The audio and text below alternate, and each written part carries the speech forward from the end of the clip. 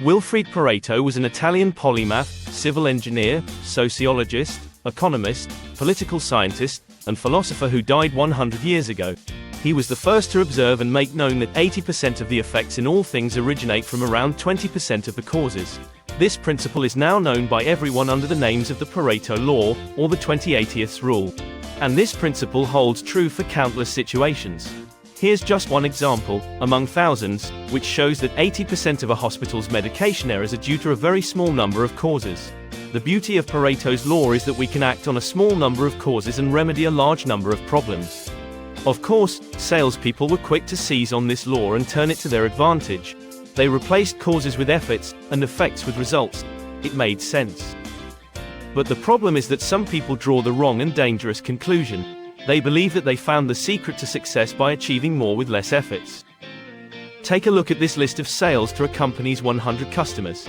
You'll see that just 17 customers, or almost 20%, account for 80% of the company's sales. Does this mean that we should focus sales efforts on them alone? Let's add to this data the customer's accessible purchasing potential, which is the total purchases they would make with this company if it were the only possible supplier, because there would be no competition. And let's take a look. This is our last column, at the amount of sales that elude us, and that we dream of capturing through our efforts tomorrow. So, what are we to do? Let me ask you again. Should we close our efforts only on the 20/80th customers? Make a note, in yellow, that at Celeste, for example, which is a 20/80th customer, the accessible potential is only 69,000, and the remainder to be captured is around 35,000. Now let's take a look at some of this company's customers who are not in the 20/80th group. And look at the last two columns of our table. In red, all customers whose potential sales is greater than those of Celeste. So, should we close our efforts on 20/80th customers, and on them alone? Or should we analyze our sales and plan our efforts differently? I think we all agree, the law of least effort, of salespeople who misinterpret Pareto, is not the right way to develop your business. So what's the best we can do, using simple yet powerful spreadsheets or CRMs to get the right reading of our customer and sales portfolios? And above all, what data layout will enable us to make the right analysis and select the best strategy for defending or winning over customers and sales? That's the right question to ask. The presentation of your business data will always influence your decisions, so make no mistake. I'm going to present you with several options and tell you which one I prefer and why. Are you ready? Companies like to present their customers in the order of the sales they generate, and that's fine. But first, I repeat and insist, always ask your sales reps to enter the accessible purchasing potential of each customer in your sales CRM. An approximate value is better than no information at all. It's not an option, it's a requirement that you must meet. The advantage of tracking potential is that you'll automatically have an idea of your penetration with each customer. Let's see how to use all this data. First, we'll need a Microsoft Excel function, the quartile function. This function will enable us to divide our 100 customers into 4 groups of 25 customers each. We'll use it to divide customers by sales, potential and penetration. Calculating sales, potential and penetration quartiles is very simple, and you can easily define the Q sales, Q pot and Q pen factors for each customer using the formulas I've provided here.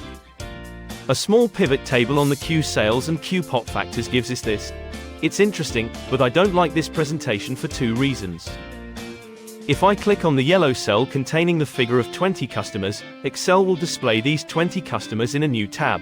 And I see that there are too many sales differences between the customers in this group, because we're not going to treat a 400,000 euros customer in the same way as a 20,000 euros customer. What's more, there are also too many differences between the largest and smallest market shares we have with these customers. Our objective will be different if we have a large or small penetration with a customer. It's obvious. We want to see this more clearly, so we're going to modify this table. We're going to replace the sales quartiles with another, more logical and meaningful index. After sorting by sales, let's divide our customers into 4 sales groups. Each customer will receive points according to the group to which they belong. We therefore replace the Q sales quartile by an X sales index, which gives a score from 1 to 4 according to the sales group to which the customer belongs, and we'll create a pivot table with X sales and Q pot. It's already clearer. We can see, for example, that 50% of sales are based on 4 high-potential customers. Interesting in terms of risk analysis, isn't it? But we're still not satisfied with this presentation, because if we analyze the customers of a random group in detail, we still observe too many differences between the penetrations with these customers. The strategy and action to be taken with our customers will be different depending on whether we have a strong or weak presence with them. We'd like to see this even more clearly, so we're going to modify the table. Let's see what we get by replacing potential quartiles with penetration quartiles. It's starting to get even more interesting. We can immediately see who our biggest customers are, and the risk to our sales. We can also see where our sales stand in relation to the potential available.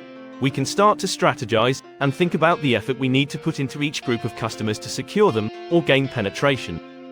Can we go even further? Yes, we can. One last thing to achieve perfection. Our share of wallet with customers ranges from 10 to 58%. Let's divide this range into 4 uniform groups, and give our customers a 1 to 4 according to the importance of our share of wallet among them.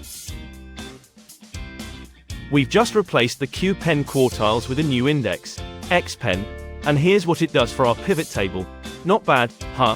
Now ask yourself, which customers do you need to protect your sales with first? Which customers do you need to win market share from?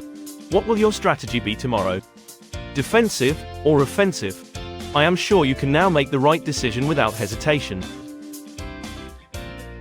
I hope you'll find these tips and tricks useful. I'm Winfried WWINDER, consultant and sales performance developer in Geneva. I wish you a happy new year and outstanding performance.